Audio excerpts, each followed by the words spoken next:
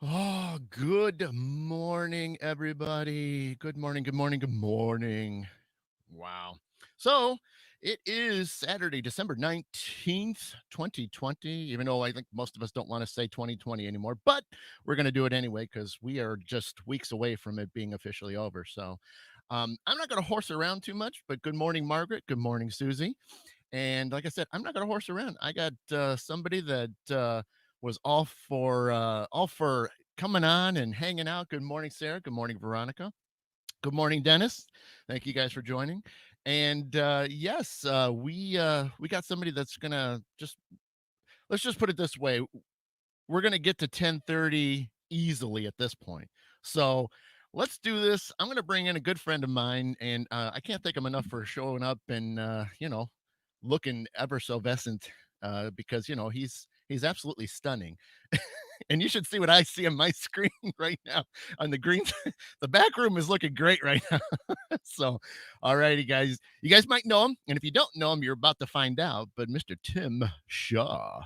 Hey Adam, how you doing? There he Listen, is. back in the day when I first started, we were on CBS radio. It was great because we'd be sitting there, nobody would, everybody be in their pajamas or no pants on or whatever. Now, we're live, we're video, people can see you. So now I've got to be like, well, wait a minute, I got to make sure my beard is okay. Wait a minute, how's my breath? I don't know if we got smell-o-vision on here yet or anything, just to be on the safe side. But it's so funny because now it's a whole different ball game. I even had it's like I work out in the morning, and my little workout area is right across the basement here. So it's like, oh wait a minute, I can't be out here in just like a tank top. Wait a minute, I better put a nicer jacket, nicer shirt on, so I can be presentable because Adam is my hero. I'm just going to tell everybody else, Adam is too cool. Adam is triple cool. I love Adam. Adam is great. I love, we don't get, Adam, we don't get a chance to see each other that often. And yet, we're like great friends. That's what's scary about it. I think like in another life, when I was like I was a barker in a sideshow. That's what I was in another life. There's no doubt about it. You had to be the strong man. That's it. Adam, come out. Hold on, let me go and strangle this tractor. There you go. Look at that. Do you see that? Oh my God, the magnificence of that muscle is unbelievable. That's a pandemic muscle right there. Yeah, you're not the only one, kid. My pandemic muscle is right over here, just above my waistline. Right. Yeah, oh yeah. Yeah, who isn't at this point? Jesus. But yeah, so I mean, obviously thank you so much for taking the time this morning. And because it is early. This is abnormal for a lot of people. And to even try to fathom somebody saying yes to come on at 9:30 in the morning, you never, but that's the thing. My whole gist of it is we're all just kind of rolling out of bed. We're eating breakfast, we're still drinking coffee or tea or whatever your favorite, but hot, at this time of year, hot cocoa. Exactly. And so, you know, and that was the thing for me. I'm like, if I'm going to be looking side by side with you, I actually showered this morning. That's like Wow, I'm impressed. that's I'm the impressed. second time for this show that I've showered.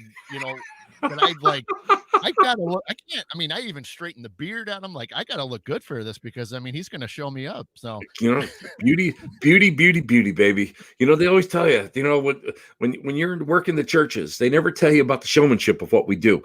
But let me tell you, when I was growing up, and I'd go to a spiritualist church back in the day, back in the early 70s, these guys would come out with like three-piece suit, the diamond pinky ring, I mean, they look great. They were beautiful human beings. This is why. It's one of us. We have to be sterling optical impressions of what we do. That's all I got to say. That's it. And if I had hair, baby, that thing would be a pompadour Right. or a mohawk. I don't know which one I'd have, but Right. Well, even then nowadays, I mean, who knows what the fashion is nowadays with hair, it's called pandemic hair. You wake up and it's like,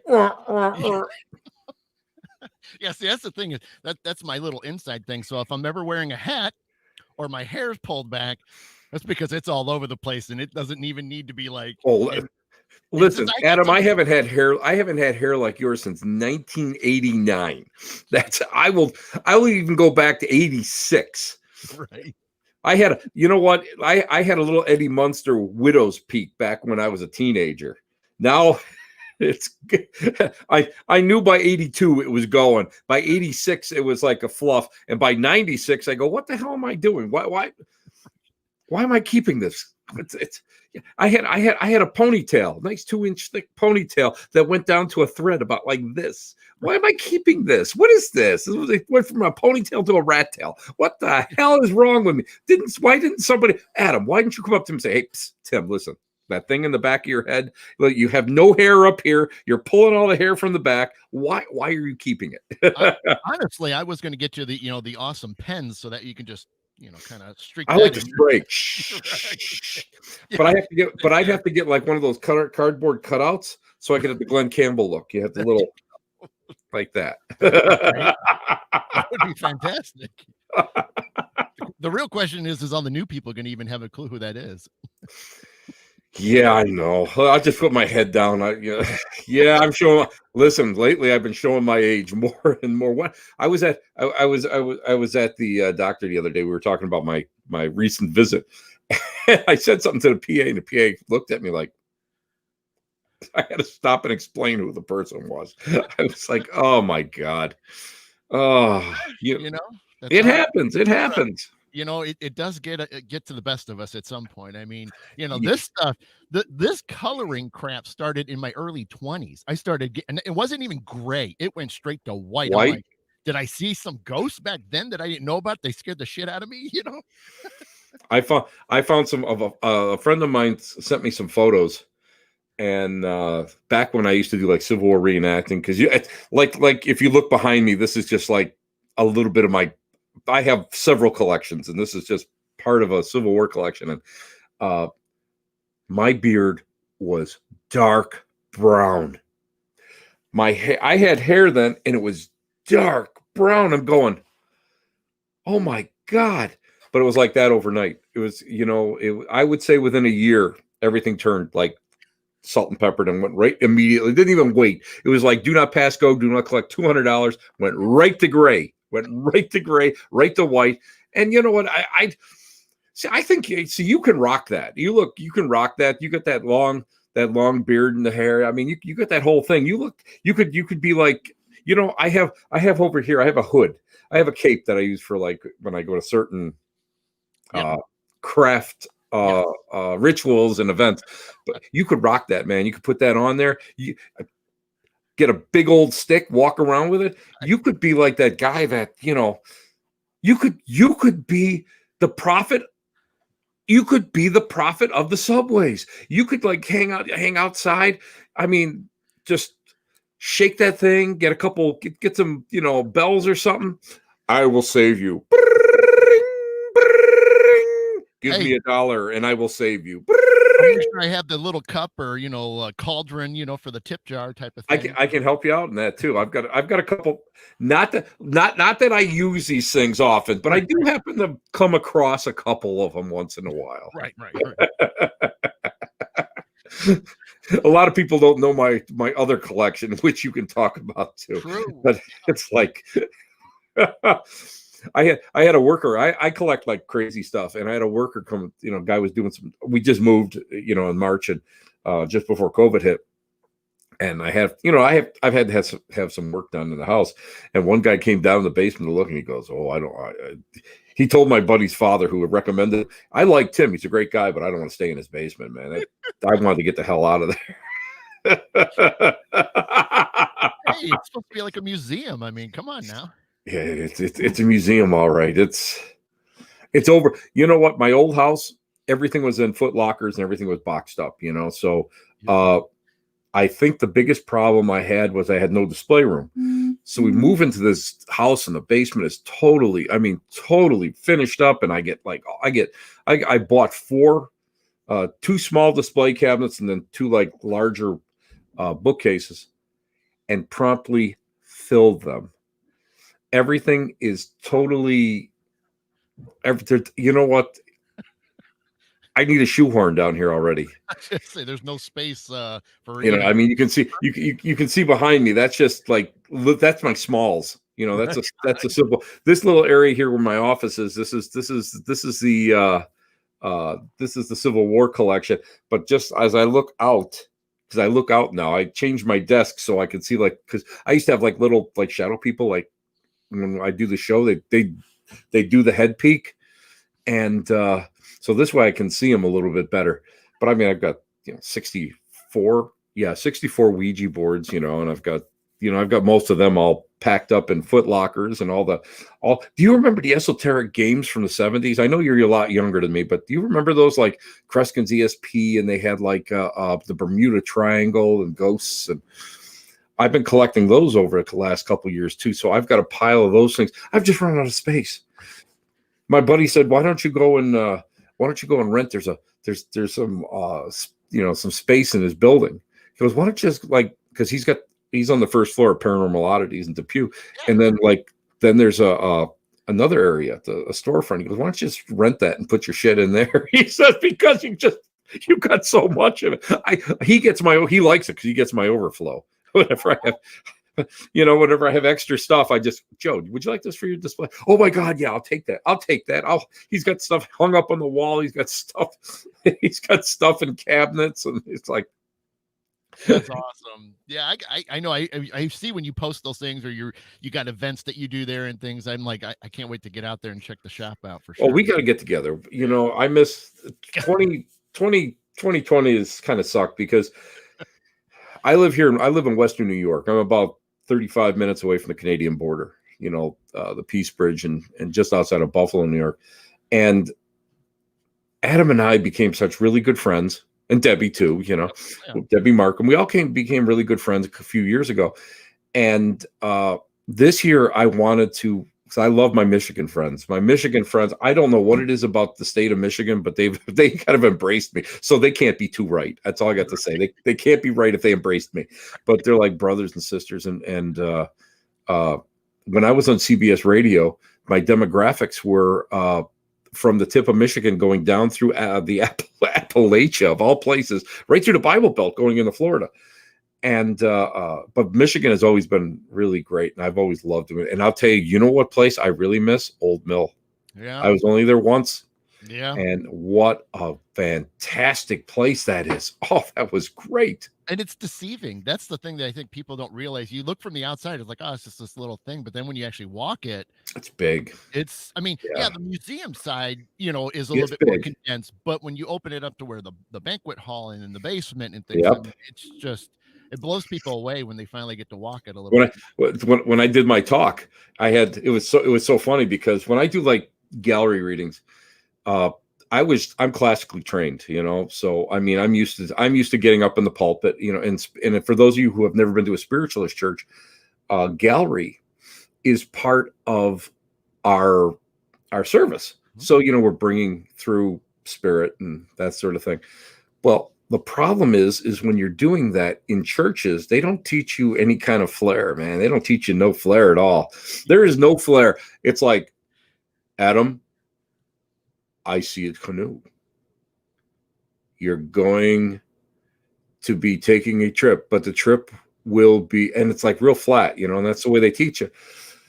So me being me, and Adam is already laughing because he's witnessed me. And very first time I ever saw it. So I go and I like to make everybody sing and laugh, and I tell really bad jokes. Of course, that raises the vibration. It's easier for me to read, but I like to throw candy. Yeah.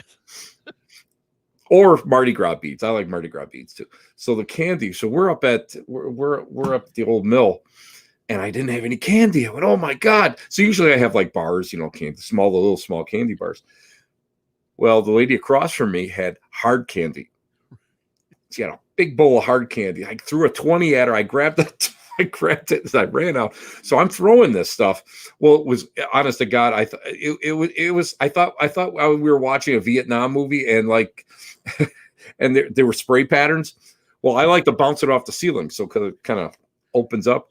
Well, as I'm throwing this, all I hear is, oh, thud, oh, as all these little hard candies hitting people. But that place is so big, I really had to toss to get into the back, you know. And I did get them. I did get them. It's a good thing, but it's a good thing we didn't go lengthwise. So even then, you would have been baseball throwing it at that point. Yeah, I would have went right. No, I would have went right into the crowd. I don't think when I got to do those casino gigs, I go right into the crowd. I'm not afraid of that, man. I'm like a Pentecostal when I'm out there, and I start dancing and I'm throwing stuff as people are singing. Except I'd have to have like a pouch or something so I could like throw it. Right. Yeah, you got to get your haversack or something on there. I need that haversack. Oh my God. But yeah, it is so much fun. But it was so funny because these two ladies, they have a podcast, and they were like, and they were really nice, and they were doing the review of it. And I said, I'm going to listen to it. And then they wrote and they said, or they were doing, and then this guy, Tim Shaw, came out and he's talking about, I think I talked about seance at there and how to do it and stuff. And then he started throwing stuff. She goes, I never saw anything like that. All of a sudden, candy come flying out of heaven. She goes, I love that. It came out of heaven. But see that they remembered it. They had a great way to explain what it felt like to them. I mean, exactly. And you're right, because we all have to have sort of a niche at this. I mean, I've last couple of years started doing speaking myself, and that's the same thing. By the way, you do a nice job. Oh, thank you. I mean, you do a nice job. I try to be very observant on everybody, and I kind of like, what do I like? What do I see that I need to do differently? And throw away the books. Just sit down with. I always tell my students, you want to learn how to do gallery, learn from the mistakes of others. So go watch, right. And it's right, and that's the way. That's in all honesty, that's the way that I learned how to do it, because people were just like. I always remember I was in Lilydale, the Spiritualist Assembly here in Western New York. It's about an hour away from my door, so I'm like super blessed. During the summer, if I just want to take a ride, I'm there. Mm-hmm. There was a woman from Canada, and it was raining, so we were in the auditorium, and it was a lot of people. I'd say probably about 200, 250, and oh my God, she had them crying in the aisles. She was banging it, bang, bang, bang. I mean, it was like I'm sitting there like I felt like I was getting shot. She was so on for 2, and they usually ask you to do 3. It's usually like 3 and 12 minutes. That's what you're trained for. 3 readings, but this was, they let you go a little bit longer there. Third one, she went, and these people were obstinate, and I could tell that what she was saying was hitting them, but they were just like, no. And as a medium yourself, you can feel that direction. Yep. And she's trying so hard, trying. Finally, she gave up. And I mean, she tried. And I always tell my students that as a cautionary tale, because of the fact that what are people going to remember? Are they going to remember the 2 unbelievable readings? People are weeping. No, they're going to remember the one that you suck doing, where you really tried so hard. So I always teach my students to cut, because you're not going to, our job as mediums are not to convince. We just bring through. We're just like the mouthpiece, Right. And what I always like to tell people is that, like spiritualism and all this stuff this crazy stuff that we do, it's not a spirituality of conversion. Right. It's a spirituality of conviction, which means that we're not going to be able, all we can do is present and give it to the people and let the people decide for themselves. And that's the best way. That spiritualism, when I was growing, now it's a little bit different. Now they've embraced that a little bit more, like a lot of your real, I always call them card carrying, right. Yeah, you gotta really do that, because otherwise you're going to go and you're going to knock your head against the wall, and the more you knock your head against the wall, the more foolish you look. And that's why with me, it's like I don't take offense if somebody says that doesn't sound right. Well, that's all right. Listen, I'm just going to tell you what I'm getting, and usually and then if they still don't get it, I go, listen, I'm an author. I can write better stuff than what I'm telling you right now. If you want me to go and make up a story, listen, I'll make up a doozy of a one for you. But I'm just telling you what I'm getting. Well, and even for me, a lot of times too, I always, especially well, true first timers that have never had a reading before, or first time that they're reading for Mhm. me, I just say it right away is that my theory is I might be giving you something that might not necessarily make sense today. It Right. might make sense in a few hours or in a few days. So I always tell them, it Exactly. might be weird, but hold on to it because you might be surprised. And sure as hell, it is Yep. almost to the T that next thing Amazing, I isn't know, it? they're writing to me going, "Oh my God, you remember when you said that and I thought it was weird or not like so I Yeah. said, hold on to everything. Don't write it off just yet. Give it a few minutes, give it some time because you never know." I had this house that we live in now. When my wife and I were first married, going back to the dark ages, 1982, I think we went to a reader. Yeah, I would say we probably went to a reader like 85. And what was neat was the woman said, I see this, really nice house in in an area where there's there's a little bit of land, but it's like suburbia, but it's a little bit of land, but I see a white picket fence. Well, we bought our house in 85, the other house, Yep. and we lived in it. And, we were, when we moved in, it was nice. But now that over 30 some years, it got to be a little sketchy, Sure. Sure. So, I mean, it was like we used to always laugh because it was Fort Shaw, because I had 6 foot stockades around it, and and I actually did that so that we could make the garden more prominent, where you would see the garden, not the neighbors. And my wife went and found this house. Literally was directed to this house because of we were looking for a house because, again, it was starting to get sketchy. And Yep. she usually takes like the New York State Thruway to get home from a doctor's office, a visit. And this time she went a different way. She saw a sign for a house for sale, went and saw it, and she didn't like the house. Followed the little turnaround, little bend in the road, and she found this house, a little sign for sale by owner, and they took it. We gave them exactly what they wanted for it, and he took it. But It's what's surrounding our house? We have a little white picket fence. It's like this is 30 some years in the making. And she described it like, a nice house, and she goes like a ranch. It looks like a ranch style, and so it only took 30 some years. So sometimes you gotta it's good that you remembered it too, because I mean that's a hell of a long time. But at the same time, I mean, as soon as you saw it, that what is it, everything, Stanley? What is it? What's your Adam? Okay, right? I forgot. Exactly. I mean, well, and that's the thing. I mean, like I said, that is so cool because even for me, one of the very first readings I did before as I like to always joke about it because I'm more of a late bloomer when it came to mediumship, was that, I did, before I came out of the mediumship closet, I did readings for, some family members. So I'm like, at least they won't like judge me too hard. You know what I mean? Oh, And I would judge your oh, ass. right. Oh, Yeah. I would be. I'd be worse. You know what? I make people crying sometimes in my classes. I'd be really judging you. Right. And you know what? That's a Next good time thing. we work together, I'm just going to look at you like this. Yeah. You know The I'm hell's judging wrong you. with you? No, I'm not. I'm not that bad.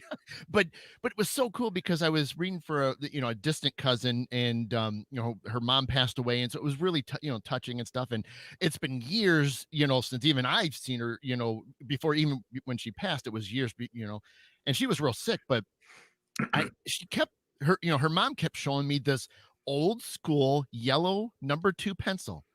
I'm like, I have no idea what this means, but she keeps showing me this old school. Well, she goes, well, on my coffee table, which was another hit of mine, um, this glass top mirrored shaped thing. But I said, I keep seeing, she goes, why, there's a mechanical one. I said, no, it really is this old school yellow number 2. Well, 3 or 4, this was on a weekend, 3 or 4 days later, in the middle of the week, Wednesday, Thursday, she calls me up and she's like, you will never believe what happened at work. I'm like, what? She goes, well, you know how you said about the glass, mirror type top, table? I said, yeah. She goes, well, we have that in our office. And the only thing sitting on that is a yellow number 2 pencil. Oh, And that's she said when great. she saw that, she screamed bloody murder. Everybody in the office started running, like, "What's wrong?" She goes, and then she tells them the story.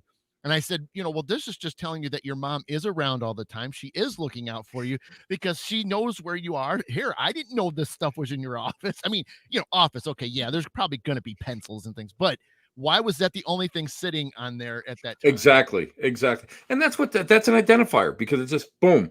It brings your attention to it so that you can get something else going on in the gray matter. That's what people don't get. Yep. Yeah, That's what people don't get. and those are fun. I mean, and, I've had some off the wall ones. I mean, Oh yeah. like pink shoes or like pink ball, and I'm like, I don't know why this is coming through. And sure enough, like they at the store and they pass it, and it just like stops them in their tracks. They're like, "Holy crap! The pink thing you talked about is right here." I'm like, Oh, hey, you want to know the most embarrassing one I ever got? "What's that?" You'll love this one. So I'm doing gallery, right? I forget where the hell I was. And so I'm doing gallery, and I've never had this happen. I look at this one couple. There's two couples together, they came together. And the one couple, I'm like trying to get away from them, trying to like look in another direction. I see the woman having sex with the other couple's husband. I honestly, God, this comes through, right? And I'm like, what is this? What is this? Right? And so I break my gaze. I go to somebody else. Go back. I see the other husband having sex with the other wife. And this is my brain, right? I'm going, okay. So yourself, you're not going to get away without referencing them because spirit is trying to go and pinpoint that person. You've got a message for them. Yep. So I said, can I come to you? Right. And I'm going, oh, what the hell am I going to say? It's like, now I got to trust, Yeah. I got to let the pablum flow out of my mouth because I have no clue what's going to come out. I just got to filter a couple F-bombs or something. I don't know. Right. And it was like something to the effect of, it may be I just said, I don't know what you guys are doing. I don't know, but whatever you think is fun now is going to be detrimental later on. I said, there's something going on where it's going to be negative. So I later on, it was a casino gig. That's what it was. It was a casino gig because no, it was a psychic fair. That was what it was, a psychic fair. So I was there later, in the, the later afternoon, late afternoon. So I'm kind of standing in line waiting to get a drink or a slice of pizza or something. Because when you're on the road, man, pizza is like your mainstay. You become a road warrior. That's all you eat is pizza. That's it. Everybody has a pizza. So, so I went and I'm standing there and the lady, one of the two ladies comes up to me and she goes, I got to tell you something. Really, you were right on. We have a lifestyle. I knew exactly what she's talking about. Right. Yeah. We're part of this lifestyle. And she goes, and I've been really thinking about, how it's going to affect the kids later on down the line. I was like, okay, but here I am, it's like, I'm going from one person, listen, the lady coming through, she's holding the Pomeranian, and then You're right. What? Like yep. breaking the bedposts, oh my God, but it's up to you to try to. It's kind of funny because it's like you have to trust that spirit isn't going to make an asshole out of you because let's face it, we can do that all by ourselves. Adam, you know as well as I do. You're like me. Listen, Adam, look at me. I am your future. This is it. But you got to trust spirit enough that they're not going to make a fool out of you. And it's really weird when you get that. And I remember as a kid, we'd go to Lilydale and I would listen to the old timers talk, and that's where I got a lot of my training. It was not so much classic. Well, I am classically trained, but I got a lot of it because of these guys were like, this was, these guys were probably, I hate to admit it, these guys were my age when I was a kid. But they had so much a wealth of knowledge, and they would say how to get out of stuff like that. Always trust spirit. And they would say, like, I saw this guy like beating his wife, and I mean, it was I mean, it got to, and they would like be like talking back and forth like you and I do. And it's like, well, what do you think? And I'd sit there, go like, as a kid, I was horrified. I don't know, I'm probably about 9 or 10 years old, 11 years old. Like, oh my God. And it's true, because it kind of teaches you to trust spirit, and how it's just, you just gotta, a lot of times you have to use your own experience in order to convey the message. But there are some times you have to turn your own brain off and let pablum flow. Just let the pablum come out of your mouth, and just hope that, just try not to drop any F-bombs like I do in church every so often. But that happens. It's just Oh, it natural. wasn't me. See, I can always go like this. It wasn't me. It was up there. It's them. Don't blame me. I'm just a messenger. They're the ones that are swearing. They should know better. Shame. And I'll go like this. Shame on you. And then they're going, they're looking back at you going, what the hell's wrong with you, boy? Oh, I'll get used to it. I did want to, I want to bring up two more things real quickly, because obviously I don't want to take, we're 10:30 is not too far away, but hey, I'm here. Listen, I'm retired. This is the high point of my day. The rest of the day, I'm going to be making oatmeal and for my dinner, and I have my slippers on already, so I'll just be shuffling. I was hoping that, because that was one thing I was going to say later on. I was going to be like, I'm hoping that a nap, with your little cuddle buddy, and things, you'll have your feet all reclined and everything, Oh, there'll be a picture of my feet yet. Don't worry. But I did want to ask, because I mean, it'd be curious to get your thoughts on it, and if you do it, or if you really take notice of it. So we got the winter solstice on Monday, right? Are you do you follow things with that astrologically? Do you do anything about it? Do you just kind of, hey, cool, whatever? I mean, because I know it's becoming a little bit more a thing, like even for me, I'm like really getting drawn to things. I mean, this time of year we're really hitting Yule and everything. So I was just curious of what you do, if you do anything or anything like that with winter solstice. I'll tell you, back in the day, 2 weeks ago. No, back in the day, no, I never did. Because the type of spiritualism that I was exposed to back then, it was like, really didn't celebrate a lot. Yeah. Everything was a lot plainer. There were, Christmas and Easter was that was the only two things that, that you would even do anything for. Ever since I started hanging with like my Santeria friends, my friends that are in the craft, my voodoo people, not mine, they're friends of mine. I don't own anybody, please. I don't want to get cards and letters in, really,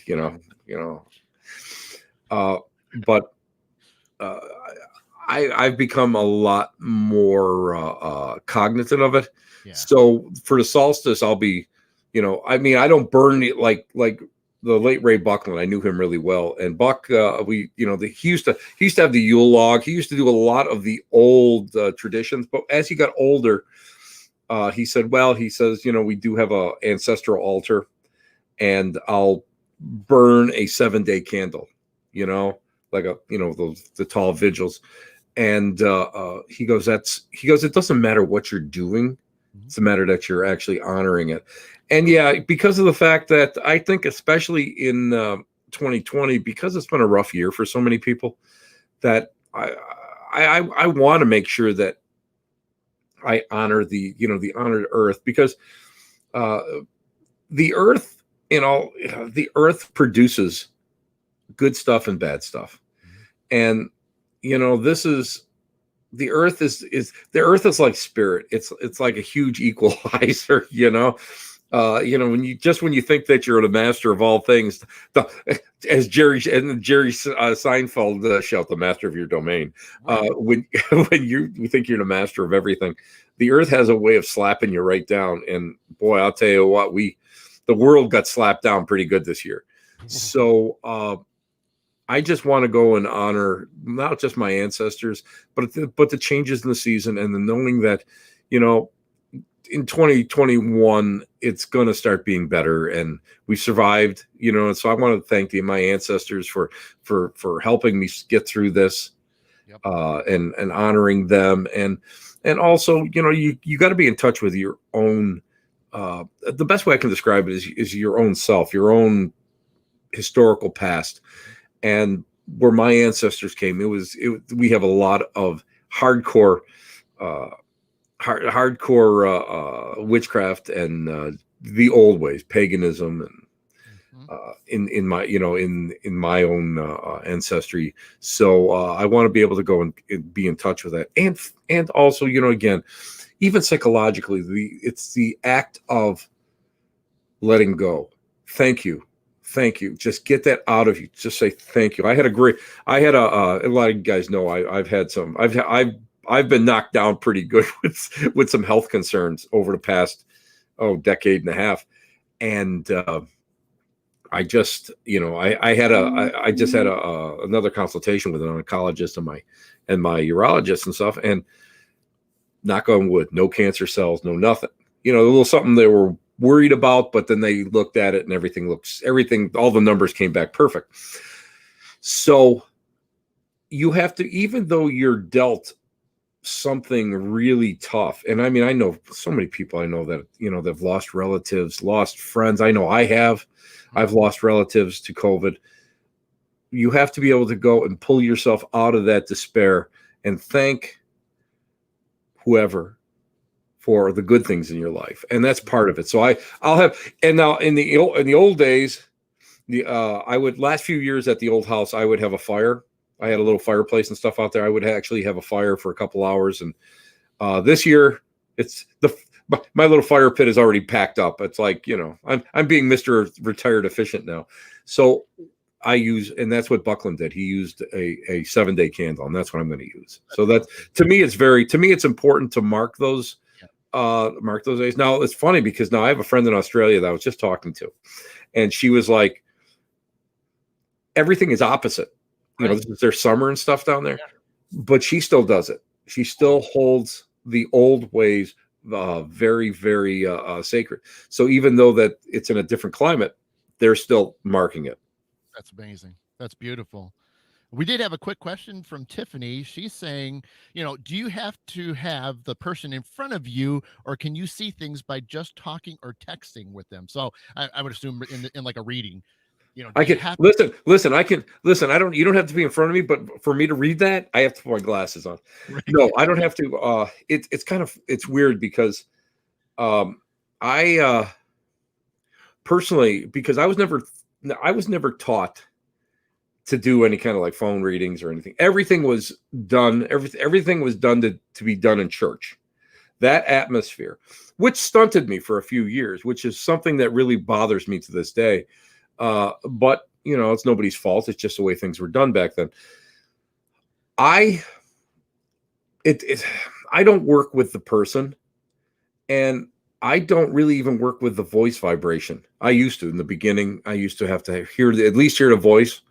Now it's the essence, because as I progressed, like the evolution, when I started really doing hardcore readings, when I decided that I wasn't going to be chipping at this stuff, man. I was jumping into this. I was taking my shoes off and jumping into the pond, baby.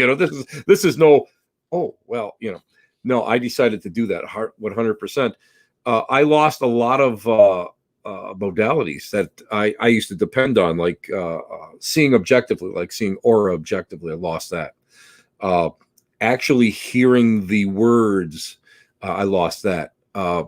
The visualization in my head, I lost that. The more that I worked with it, the more it became the essence, only the essence. So, like if I say, listen, I'm hearing this, I'm hearing, a woman, I'm not hearing it. What it is the essence of the voice, the essence of the visual, the essence of the smell, the whole thing. It's just the essence of it. I don't get that anymore. And so and I'll be honest with you, Adam, I thought I broke myself. I did. I was working so hard, and my wife even tell you, I mean, I was like distraught. And a mentor of mine, Sharon Klingler, she lives in Ohio, but she teaches in Lilydale. She says to me, she goes, "Well, you're a gallery. You were born to be a gallery reader. You were picked out as a gallery reader as a kid. It's to be quicker. It's to get more information out and be quicker. And you don't need it. It's just the essence." So somebody can go and give me a name, And if I go and I just take that breath and try to reach into it, it's the essence of the name, because the name is a personal thing, and it becomes part of your essence. Let's say your name is part of your essence, so you can kind of plug in with that text. And that's when I started doing the email readings, because of the fact that you could go and just ask a question or whatever, and let me just kind of reach in there and see what I can get. Open up that little goodie bag and let's see something that comes through. But yeah, that came with a long time, a lot of work. I never expected that to happen. That kind of that threw me, because even as a kid, I could see aura. That was the first thing I could see. And when I lost that, it was like, it's like a kid losing his favorite toy, and that's the way it was. And it was brutal, but now it's funny. And then I took a class with Tom Brown Jr. at the Omega Institute in Rhinebeck, New York. He's what they call the tracker. He's a big tracker, physical tracker, but he's also like I consider him an American mystic, and he taught me some techniques. One is to get in and out of the zone with a breath. So it's like one breath here, now, because the cognitive thing, step right into it, bang, I'm ready to rock and roll. And then you just like touch him with the essence, bang, and then whatever comes, and then you step out of it real quick.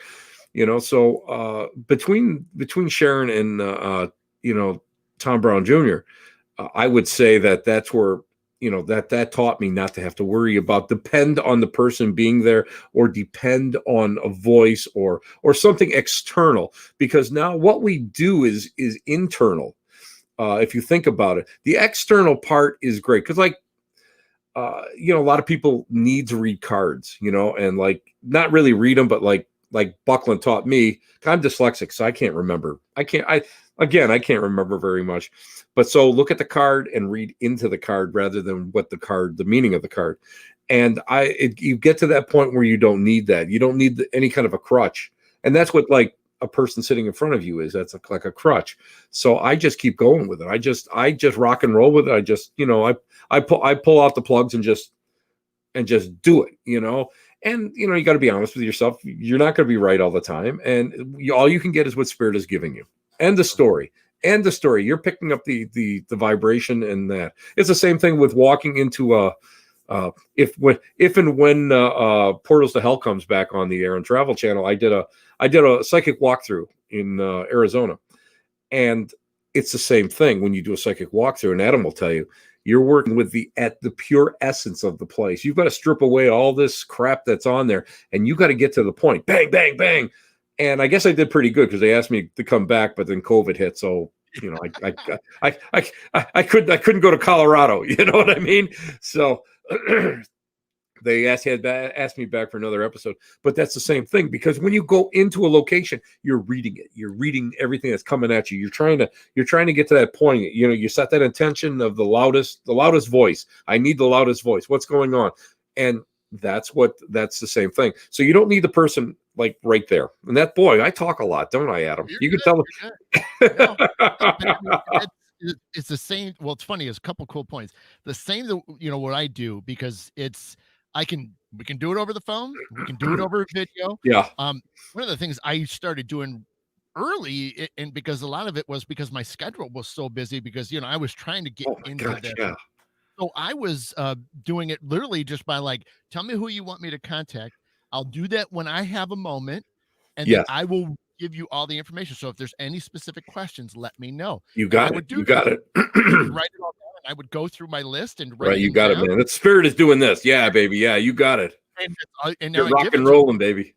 Crap. I'm like, and so yeah. So I mean, I always offer that now, and everybody's like, you don't have to like talk to me. I'm like, no, it's not. And like for you, the first name is important, because I always tell the people too. It's like, well, you give me that name, that's their phone number, right? So I'm calling them up. Hey, it's like when you work seance, Adam. It's the same thing when you work seance. Seance. First of all, seance is not really done for contact purposes. It's done for the production of physical phenomena. That's what true seance was. But when we start working seance for contact work, all you need is the name. All you need is the name. Sometimes people will bring trigger objects or whatever, and that's neither here nor there for me.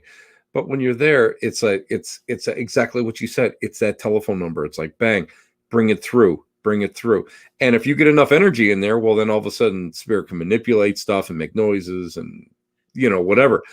But for that type of contact, hardcore contact work, that's what you want. And to me, it doesn't make a difference if I'm sitting in a darkened room naked with 12 strangers, which I have done in the past, but not for that purpose, but that was another reason. But or if I'm doing it just like you do, when I have a minute, I'm going to sit down and I'm just going to close my eyes and I'm going to write, do a little automatic writing, or I'm just going to write whatever is coming through on a yellow legal pad, so I don't forget it. Important. That's because I can't remember. Hey, let me ask this: were you ever trained to not remember like what you say, or like it automatically?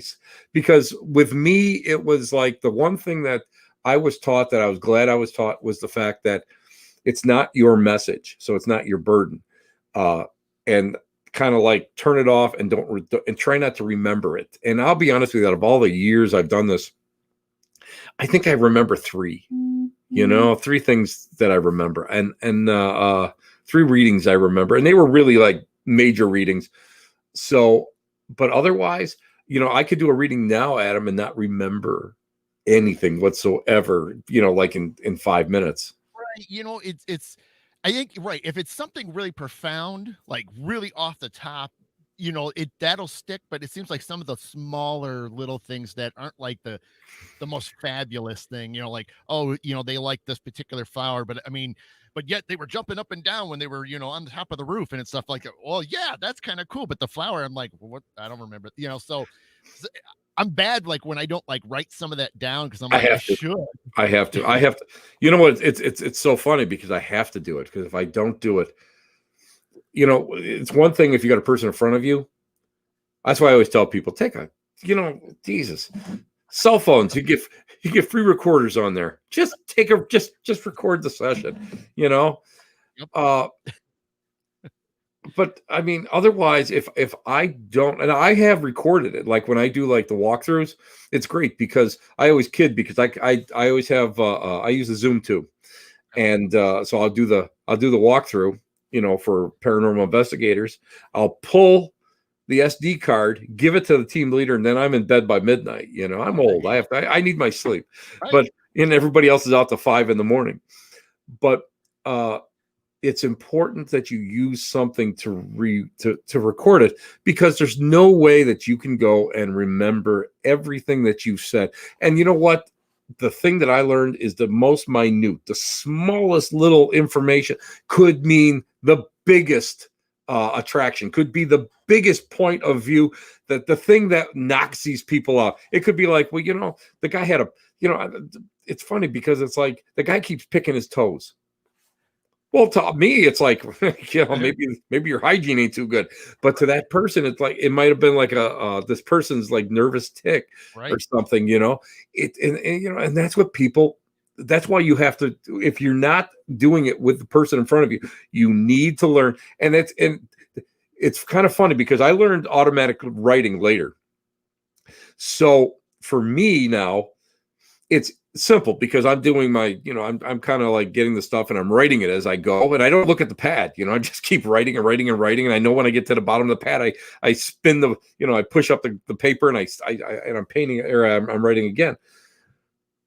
But if I don't remember that stuff, I am so screwed. I mean, I can't remember anything, and you need that. You need that little thing. I love when I do gallery and people come up to me afterwards, because you know how I am. It's like, you paid your money. I don't care if there's 200 people in the audience. I'm going to stand there for 2-3 hours after I do gallery to give everybody a message or talk to them or whatever. And people will inevitably come up and say, "Well, you said this and this and this." And I'm going, listen, I don't remember what I had for dinner. I don't have a clue. Nothing. There's just nothing, So, I'm able to go, and I'm, at least this way, when you're working, you always have it. And you have to learn how to multitask at the same time. I think that was the hardest thing. Once I learned that, then I didn't have a problem, like bringing it through. And then the next step was automatic writing, where I would just kind of, it's so funny because I'll sit here and I'll, in my little workout area, I have a TV because, there's nothing worse than trying to like be a treadmill and look at the wall. And I'll have like a Sylvester Stallone Expendables on or something, I'll be watching like that. But I will have a pad of paper and a little, and a pencil, and I will be writing. I'll just be jotting it, and I won't like connect the two. Now so it's like sort of automatic. Of course, that's where automatic comes from, and automatic writing. So that's that. It's kind of weird that happens. Let's see. Oh, that's a long one. This charity, I don't remember stuff I say in reading unless it's sometimes very new or unusual that sticks to my mind. Like once I kept tasting peanut butter and seeing a huge jar of peanut butter with a spoon in it. Come to find out, the sitter had been to the doctor with an elderly father. Doctor said he needed to start eating spoonfuls of peanut butter for protein. I was communicating with her mom who passed, which was the elderly man. That's awesome. But that's exactly it. That's it. And the big thing is it doesn't have to make sense to you. All it has to do is make sense to the person, and more almost every single time, not always, but almost every single time, it's that they do, because then they're just like, especially if you're hitting on something that they did when they were alive, or like I've done that. Like, well, did they ever do this, or did they wear this, or did they have like a limp or something? They're just like, holy crap, what? And I'm like, yeah, well, that's what they're saying, So yeah, it's always important to. If you ever, what I always call it, I always tell people I'm like the Forrest Gump of readers. You know what I mean? I'm just like, I have no clue. I'm like, you get that obscure stuff, but it's not obscure to them, and that's what's important. Right. So long as people get it, that's what I love about it. Yep. Oh my gosh, yeah. Let's see. Okay. Well, we're getting towards the end, so I guess that was quick. It was quick. It always is quick, because obviously, again, I wanted to touch on the solstice, but the other thing I wanted to touch on was Christmas. What do what's your plans? What do you guys do? I mean, I know you don't really have a lot of family, but do you guys keep it simple? I have no family. I have a couple cousins left. That's it. You know what I mean? And for Christmas, you know what? I like to celebrate Yule. I like to do the Yule thing. This year, of course, we have a fireplace this year, but I'm not using it because of the fact that I'm going to have an insert put in there because I'm too lazy to cut wood anymore. I chop wood for my father-in-law. Those days are done. But we'll probably do the same thing. We do have the one thing that we do have is my wife and I will have a dinner for, we make larger dinner, and we will put, light the candles up for the ancestors. The big thing for me is for ancestors, and it's tough for me because it's like some of my ancestors were very strained with me, so but you still remember them, and that's my whole calling for everything. I find that if you forget where you came from, good, bad, ugly, whatever, you lose your identity, and you don't want to lose your identity. And it's also, for me, it's a way of thanks. Mm-hmm. And we do celebrate. We have multicultural symbols in our window right now. We do have this beautiful artificial tree that we bought years ago because, we have a lab, and my lab likes to knock over trees and stuff. So we got an artificial tree, but we also have the leg lamp. The famous the fragile leg lamp from the Christmas Story, that's in the window too. So we are multicultural here. So I like to share that with everybody, just to let it go. But yeah, no, I like to do that, and I have some wildlife here, so I don't want to go and feed the wildlife too much because they get dependent on you, right. And I do have neighbors on each side, and I don't want them to. Yeah. But we do have the deer, so I am going to go, and I'm going to I'm going to put a pumpkin out that we have, and I'm going to put a pumpkin out in the behind our shed.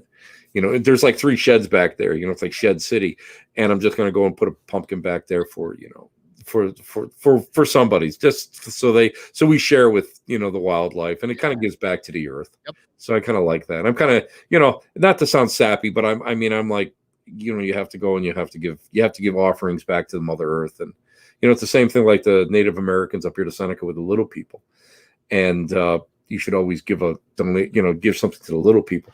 And it's funny because my friend Mike is an Algonquin, and he's one of the last of the wisdom keepers. And he's big into the little people, So what he does is he collects glass marbles, Okay. puts the marble down, remembers where he puts it. And a couple of days later, he comes back and he finds a silver dime, a mercury head, usually. So that's like a little offering to the little people, So these are things that we do, and these are things that we have to always remember to just give back to them. That's all. We just got to give back to them.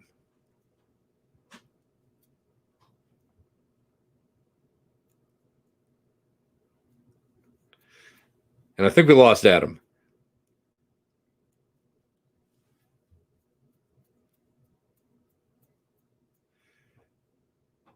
But Adam's my hero. I don't care what anybody says. He's got great hair, doesn't he?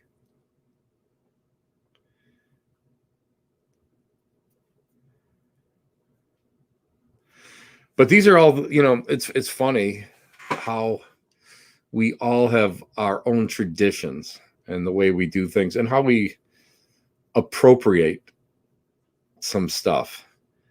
And it's just how it works. It's just how it works.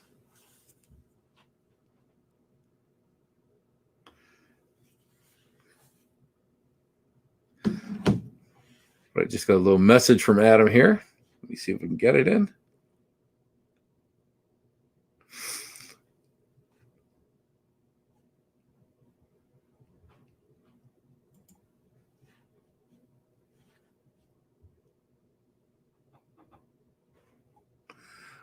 Well, anyway, guys, Adam says that his internet totally stopped. And I can understand. Listen, this is the way it works. Live radio is so much fun. It gets crazy. No, he just sent me a message. So we just to let you guys know that it's nothing on your side. So Jennifer wrote it's fascinating, and Charity wrote, I love this talk. Finally, people who can relate to mediumship. and Rodney, thank you for sending her the link to. It's funny with mediumship. People don't realize that with mediumship itself, you can go and you can, they make a big deal out of it, and it's not a big deal, guys. It's an ability, and it's what we did when we were kids. I mean, it's just when we were in the hunter-gatherer stage. The best way I can describe it is we would go and we needed it to survive, and that's what it is. It's just like another sense. It's muscle memory. The more you work with it, the easier it is to work with it. Let me see what we got here. I got another message from my buddy Adam here.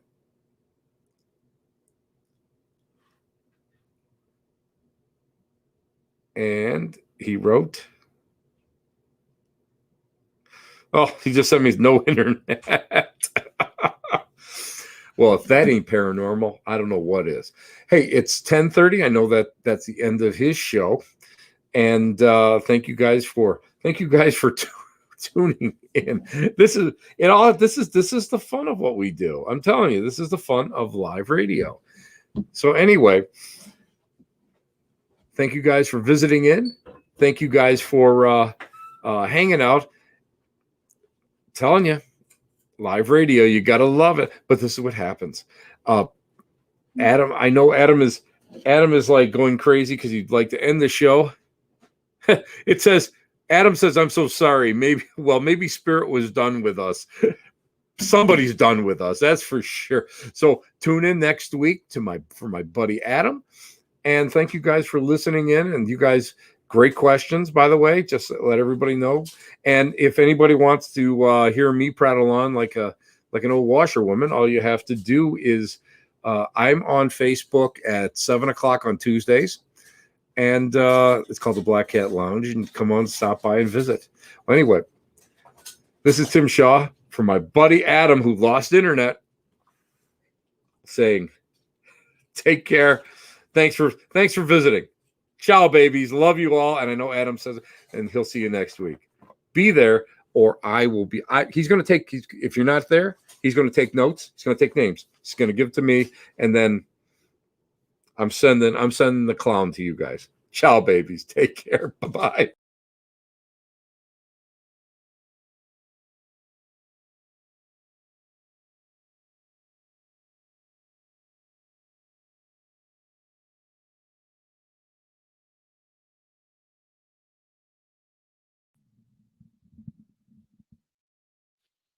Oh, well, I have no idea if this is even still working. My internet completely froze, and I'm surprised that even the broadcast is still running right now. Um, fortunately, Tim's jumped off, and I think that was probably a message saying that the show is over with, apparently. So, if you guys are actually still seeing me right now, that's amazing. Um, yeah, looks like Tim, he's writing me on the side of closing and stuff. So, um, sorry about that, guys. I don't, I'm, s- that's the one good thing is at least with the broadcast was still running and Tim was able to say a few things. So I appreciate Tim's time. So if you guys haven't checked him out, please do. And okay, thanks, Charity. Yeah, sorry about that. That was so weird because it just went blank. It said no internet. I even sent Tim a picture of what my screen looked like. I just rebooted and everything fired back up. So, uh, so sorry. That's a first that it's completely crashed. Usually, it just kind of stutters and freezes. But I have a feeling that my kids are all jumping on watching videos, which probably sucked all the bandwidth out of me. So anyway, um, thanks again to Tim Shaw. Uh, appreciate him. Glad it we were basically at the end of the show. And what again, thanks to him. I will be back on the 26th. And so guys look for that. So this will be kind of the fun thing after Christmas. So wake up with me on the 26th. Have a great solstice on Monday. Have a great Christmas, or however you celebrate. Happy holiday. And if you guys are bored tomorrow afternoon, I'm going to have it up on my page. I will be doing another big session with a bunch of healers at 2 o'clock Eastern time on the Hearts of Collective Change page. So if you guys want to be a part of that, as far as listening and receiving healing from a good 7, 8, 9 healers. It'll probably be a couple hours long. So if you guys are into that, watch my page tomorrow. Well, I'll share that. So anyway, again, so that's tomorrow at 2 and Monday solstice and then Christmas next Friday. So again, enjoy yourselves. Have a great week. Be safe. And I will see you guys on the 26th. All right. Take care. Thanks again. Thanks to Tim. And we'll see you soon. Bye. And all my love, light, and peace to you all. Bye.